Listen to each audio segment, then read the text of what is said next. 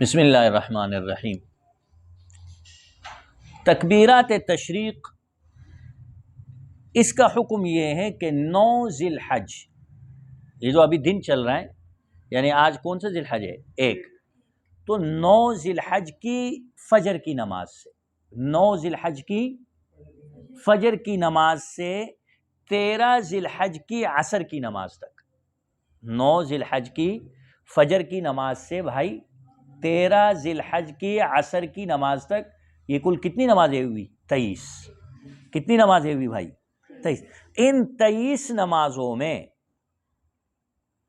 فرض نماز کے بعد مرد با آواز بلند اور عورتوں کے لیے آہستہ آواز سے ایک مرتبہ یہ تکبیر پڑھنا کیا ہے؟ واجب ہے۔ عورت آہستہ آواز میں پڑھے گی اور مرد اونچی آواز میں، بلند آواز میں پڑھے گا، اللہ اکبر لا الہ الا اللہ اللہ اکبر وللہ الحمد۔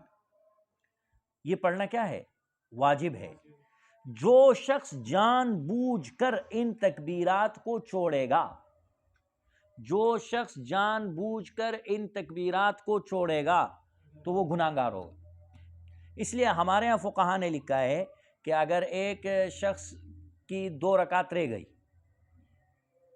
تو وہ قضا کر رہا ہے، امام نے سلام پھیر دیا، تو جب وہ سلام پھیر لے تو پھر وہ با آواز بلند تکبیرات تشریق کہے گا۔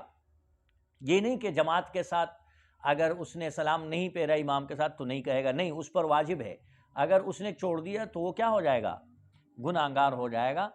عورت تو آہستہ آواز میں کہے گی، اس لیے کہ اس کے آواز کے اونچا کرنے پر پابندی ہے، اور مرد بلند آواز کے ساتھ تکبیرات تشریق 9 ذی الحج کی فجر سے 13 ذی الحج کی عصر تک اس کا اہتمام کرے۔